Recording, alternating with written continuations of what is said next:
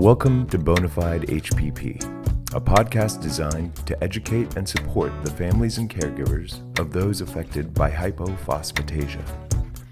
As a mother and caregiver, host Deborah Fowler has discussions about this rare genetic bone disease with people from around the world. Join Deborah now as she speaks with this week's guest. Hi, everyone. I am Aaron Blocker, and I will be your host this week. I'm sitting in for Deb Fowler. I'm a patient and a patient advocate, and we have a very special interview this week. It's with our very own Deborah Fowler. Hey, so turning the chairs around there. Yeah, we get to turn the tables this week and talk about you and your journey and connection to hypophosphatasia and all of that. So we'll go and get started. So sure. The first thing I really wanted to ask and kind of go through is just to tell us about yourself. You know, a little bit about your background, your work, your family. I think it's good to get to know you a little more outside of what you do with the kind of the foundation and HPP. Sure. Yeah, it's funny because I tell my HPP story so many times. I don't know how many times I've actually been asked to tell my story is, except for like interviews for jobs. But right. I was actually born in Jersey City. My mom was an elementary school teacher and my father was in dental school at that time. And I grew up in a small rural New Jersey town. And growing up, I always loved helping people. I wanted to be a doctor. I knew I wanted to do something working with people. And as I continued to be the daughter of an orthodontist, I always saw my dad and his interaction with patients and his ability to make a positive difference in their lives. And that just really appealed to me. And so when I went to college, my career aspirations were always to be pre-med. I wanted to be a doctor, went to school in a small liberal arts college in upstate New York and was pursuing pre-med. Either a biology degree or a chemistry degree. I ended up majoring in English because I loved writing, but I minored in biology. And then I did a year after college in New York City at Columbia, where I finished taking 2 more classes that I had to take before I could apply to med school. And the more I was living in the city and kind of immersed in the working world after college, the more I started to question whether or not I wanted to spend the next, 6 years of my life studying, and is this something I really wanted to do? And since med school is not the kind of thing you say, let me try it for a year and see if I like it, I decided I better try something else before, just to kind of pressure test my decision. I never really thought about doing anything else. And one of my roommates actually said to me, you'd be a really good TV news reporter. I'd never thought about journalism, never thought about being a TV news reporter. In the small town I lived in New Jersey, I never even saw a news truck. But it was something that kind of intrigued me. And so I applied for a New York Institute of Technology, and they had a broadcast journalism class that you could take. And I went out and commuted out to Long Island and took that class. And I was actually covering stories out there, learning what it would be like to be a journalist, and loved it, and applied for a job and started me on my TV news career, where I was an anchor and reporter in Burlington, Vermont, Chattanooga, Tennessee, Dallas, Texas. So I lived in a couple different states following the job, which is kind of how it works in TV news. And when I was in Dallas, I had a terrible shift. I worked from 4 a.m. to 4 p.m. And I worked at the Fox affiliate, which meant there wasn't like a morning network show. There wasn't like a Today Show or CBS This Morning. So we were live from 5 a.m. until 9 a.m. every morning, covering various beats and stories that happened in the Dallas-Fort Worth area. And I just said, you know what, this is exhausting. And I think I've done my stint in TV news, and I decided I wanted to get into public relations, and found a job in that kind of combined my love of the medical part and the science with the communications piece, and accepted a role at an agency doing healthcare communications. And then after that, I went out on my own and started my own agency, which then turned into Green Room Communications, which is an agency that I'm a managing partner with in the healthcare space for the past 16 years. And, around that same time, gave birth to a son who had HPP. So that kind of started me on the soft bone side of my journey. That's awesome. I didn't know that you were a news anchor. That's really cool and kind of interesting to see how kind of life works for people. I mean, going from biology to communications and the news anchoring and then communications, just kind of a cool path that you had there. Yeah. And as you mentioned, you gave birth to a son who had hypophosphatasia, and which, as people know or don't know, you will now know that, Deborah founded the Soft Bones Foundation, and her kind of connection to hypophosphatasia would be her son. When he was diagnosed with hypophosphatasia, how did that affect you? How did you feel? Kind of how did it motivate you? What was that like? Yeah. I had never heard about hypophosphatasia. But when my son started having some symptoms that didn't feel quite right to me as a new mom, I did the thing I knew best, which was to research and try to find answers. And, Google, thank God for Google. I was joining forums, and at that time there were like Yahoo email groups that people could join around certain topics. And I was just diving into these disease groups like Ehlers-Danlos, like hypophosphatasia. It wasn't a hypophosphatasia group, but there was a Yahoo group. Anything that had symptoms that were related to what I was seeing, early tooth loss. He had very wide wrists, which now in hindsight was the ends of his long bones being flared, which is a sign of HPP.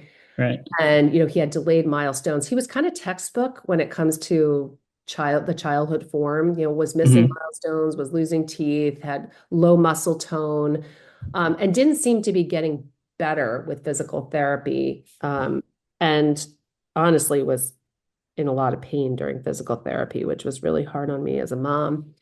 And, he was finally diagnosed at Children's Hospital of Philadelphia. He was actually misdiagnosed as having rickets first. And I thought, well, that's weird. I can't believe, he would have a lack of vitamin D. We lived in a beautiful area. He was outside a lot. I was very conscientious about my diet, and I was breastfeeding him. And then he finally started going on to regular food. So it just seemed odd to me that he would have a vitamin D deficiency. And interestingly, in the car ride on the way home from CHOP, which is about an hour and a half from where I live, they got his vitamin D test results back, and they came back normal. And that's when I knew he had hypophosphatasia. I had researched enough to make the connection with HPP. And I knew when they told me that his vitamin D levels came back normal, that's what we were dealing with. And we still had to wait a few days for that confirmation of the alkaline phosphatase assay to come back. But I knew.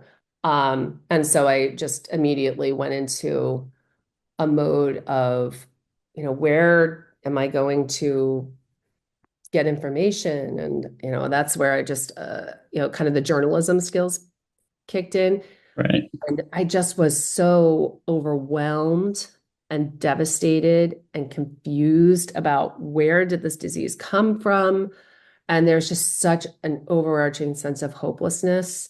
And I kind of went into a state of paralysis. I was afraid to touch him because when he was diagnosed, they showed me videos of babies having OI. So I was afraid that I would fracture him by bathing him or by, doing anything that could potentially hurt him.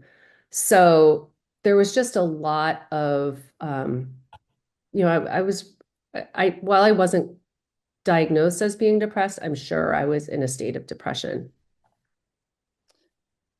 Yeah. And, I can imagine how hard that is, not, as a parent, especially going through all of that and then, getting an answer. And while the answer is great, it can even be harder to kind of deal with Exactly. the answer itself and to deal with the disease and the unknown that comes with hypophosphatasia and many rare diseases and chronic illnesses. So I can imagine that was extremely hard, but it sounds like you did a ton of work to do what you needed to do for your baby at the time. Yeah, I think it was a very difficult time just because, there really wasn't a lot of resources. So that feeling of being very alone was overwhelming. And I remember asking the doctor, can you connect me with another family? And they said they didn't have another family that they were aware of, which at a major international children's hospital was somewhat discouraging. And, I just kept wondering, am I like the only one in the world or the only one in the US or my state, that has this, and just wanting to connect with another family so strongly. Right. And that's what the thing is, that you always want to connect with other people, especially when you get into a diagnosis, to we want to see what other people are going through and what their experience was. And Exactly. so it's very important to have that connection, especially when you're living with such a rare disease that it makes you feel alone oftentimes. So from all of that, what motivated you to start Soft Bones, to start the foundation? What was kind of the driving force behind that, and how did that come about? Yeah, I think that from that feeling of isolation and again, that inherent nature to seek out resources and sources as a journalist, I had Googled, right? What's the resource for, hypophosphatasia? Where's the patient advocacy group? And the only things that would come up was a Wikipedia entry and a couple scientific publications. And that's when I realized that there really wasn't a trusted source from a patient standpoint. And having been working in healthcare and my background, as a journalist, I understood the role that patients can play in research and in drug development, and especially in rare diseases. So, I just couldn't put my head on the pillow at night, hoping and praying that someone was out there doing that work. I knew that as a mom, I had to do that. And, as we continued to learn more about HPP, and I found out that I was a carrier and my mother was a carrier, my grandmother was a carrier all up the family tree, I just thought, gosh, there's got to be more that we have to do. There's got to be more done for these patients and for my son. Yeah, and I think that's one thing that's super important is realizing that that there is a gap out there, and there was a need for patients, and not just for patients as well, but also for yourself and those who are caregivers, and all of the work that's been done, but there's so much more that needs to be done. I think it's it's such a huge motivating factor, and I think that's really awesome that you kind of realize that and move forward. And I know that you've kind of covered this a little bit, but what drives you to continue on? I know that it's not easy to own your own agency and then be a caregiver and have other children as well that you have to deal with, and then run a foundation. You know that firsthand, Aaron. Right. That I very much do. But what continues to drive you to continue this work with everything else that you have going on? I think for one thing, we have a very unique experience as a rare disease population to have gone from not having a therapy to having a therapy. We're very fortunate that hypophosphatasia has a treatment. And being along for that journey from a patient and a caregiver standpoint has been so eye-opening to me, especially with the background in healthcare that I have, and the role of, what we say on the industry side of things, patient centricity, and what that really means.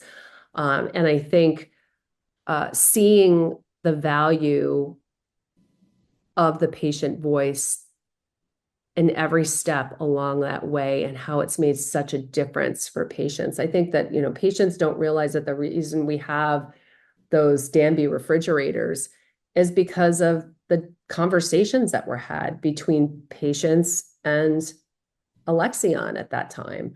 Right. We talked about, hey, what size do you think the box should be that goes into the refrigerator? Right. Oh my God, the refrigerator is like valuable real estate in our household of, 3 kids. So that size of that box is important. It can't be super big because there's not a lot of space anyway. And I'm not sure I want to have my, medication that's, priceless next to my, moldy yogurt kind of thing. So we had those discussions, and that's where the birth of that refrigeration program, happened. So I think that those conversations and all of the dialogue that's led to get us where we are today, to have a therapy and have these programs that are here to support the patients and caregivers, is so important. And now we're starting to have similar conversations with academic institutions, researchers, other companies that are looking for potential treatment options in HPP.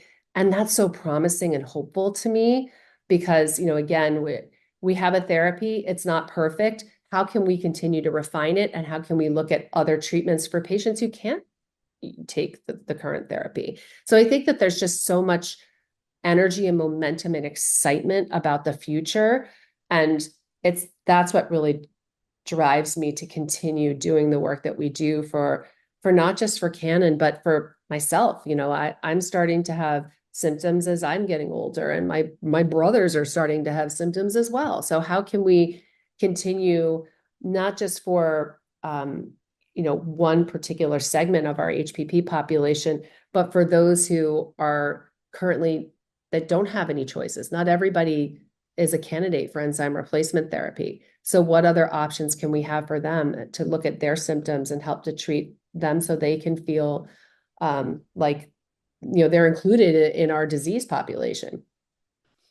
Yeah, and I think what's really important about what you said is that, and what a lot of people probably don't understand or get to see, is that the role that kind of the foundation has outside of supporting patients, and that involves having conversations that may seem odd about the size of the box that the medication comes in the refrigerator, or little things like that. But those are things that are done kind of outside of the ropes that a lot of people don't understand. But those are important conversations that affect a lot of people, and just highlights kind of the importance of the stuff that the foundation continues to do, and the work that you get to be involved in. And I've been involved in similar work like that, and it is very meaningful and something that's very impactful, that you get to be part of. And I definitely understand that part of it, and those conversations just really drive you to continue to do the work that you do.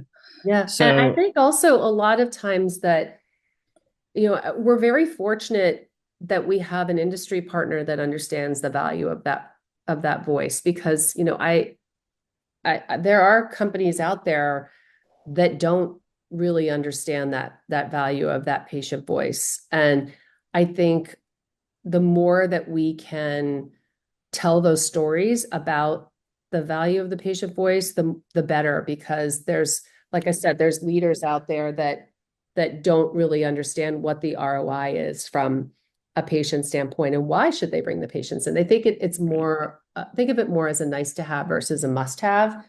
And it's always been my position that it's not just the easy thing to do, but the smart thing to do, right? It's right. It really is a truly a smart business decision, in addition to being an ethical one.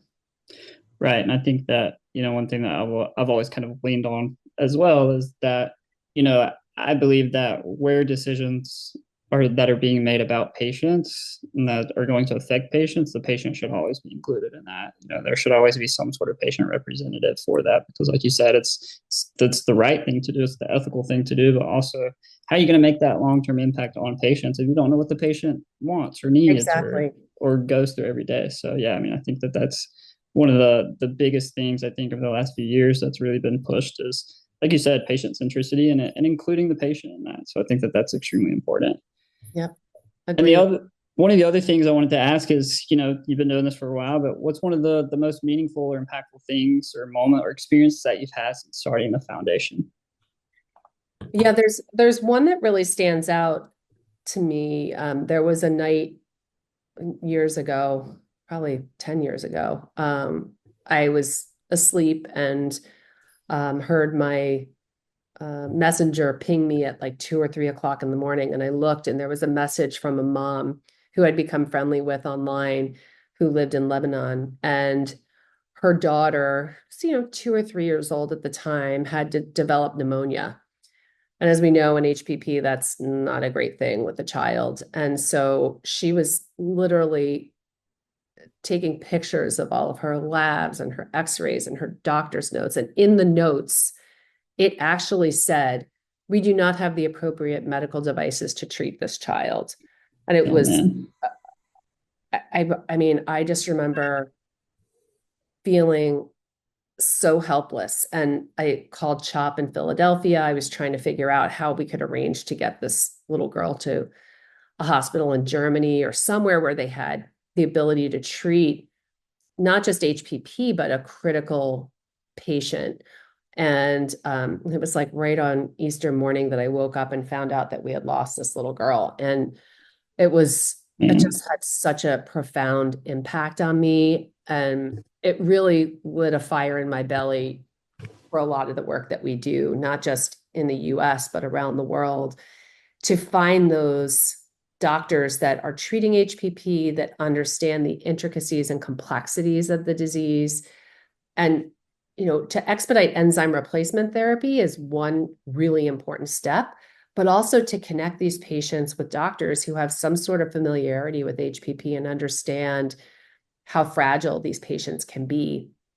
And today we have a protocol in place because of that, on how to sound the alarm as soon as a baby's born, or as soon as we learn that a mom is expecting, so we can make sure to expedite treatment to these patients, so we can make sure and do our best to ensure that something like this doesn't happen. It's not a perfect science because enzyme replacement therapy isn't available in every country, so it can be challenging. But we've had some really wonderful success stories. There was a recent one in India where Strensiq is currently not available, but it just shows that the work that we're doing and the collaboration truly has an impact and can transform lives. And that's a really humbling and rewarding experience. Yeah, and I know that, as a parent, you and myself can imagine how hard that is to have that conversation with another parent.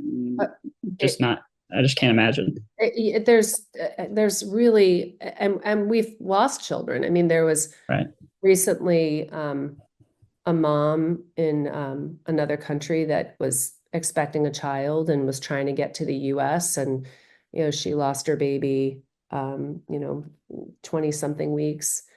That was heart-wrenching. And there was another father that was in Baghdad, and he would message me in Arabic, and I would use Google Translate to talk with him, trying to find him a doctor. I mean, it's just stories like that where you're just reaching out anywhere you can to get a lifeline, and to have somebody there who takes the time that cares and is trying to help you. I mean, that to me, I mean, if I had somebody like that, I would have been so happy, but there wasn't anybody. Yeah, right. So to try to create that network, and like I said, we still have a long way to go, but it's much better than it was.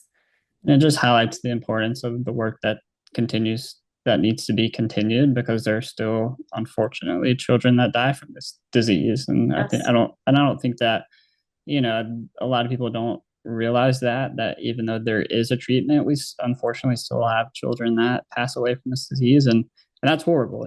We need to get to a point where no child loses their life because they don't have access to a treatment. Yes, agree.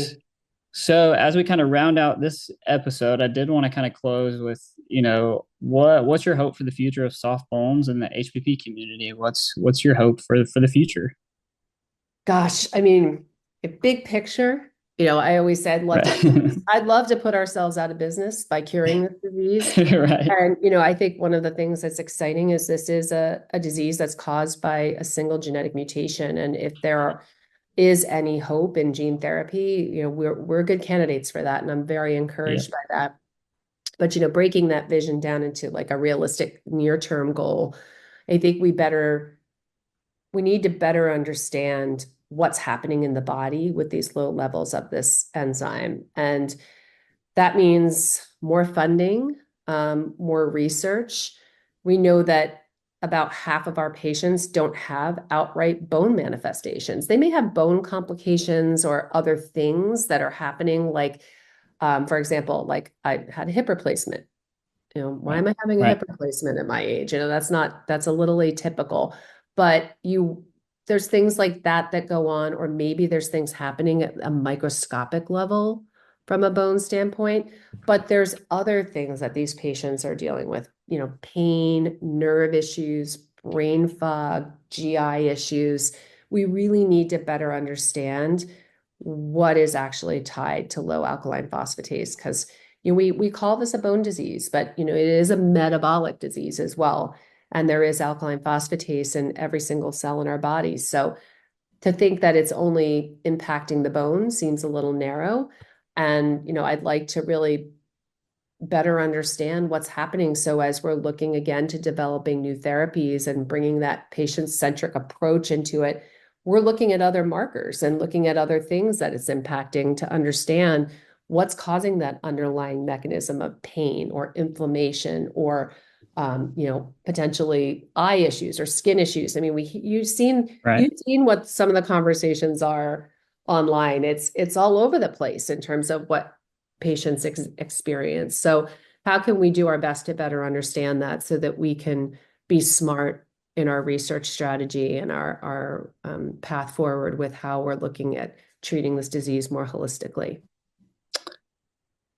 Yeah, and I agree. I mean, there's still so much work. There's so much work to be done and questions that need to be answered. And so there's a lot of work to be done, but there's a lot of good people working on those things.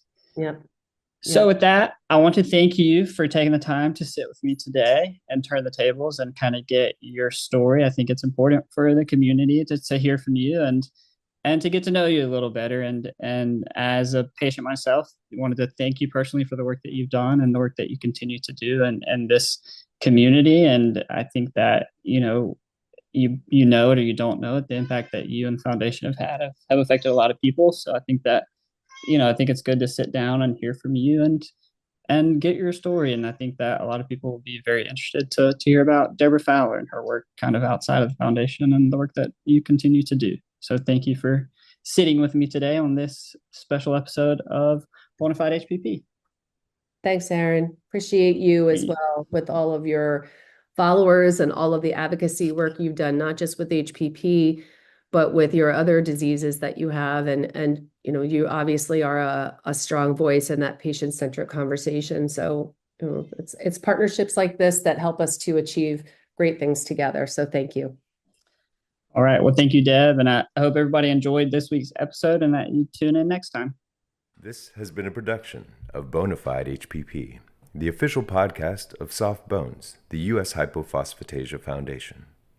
For more information, you can go to www.softbones.org, or to recommend a guest to be featured on Bonafide HPP, email us at info@softbones.org.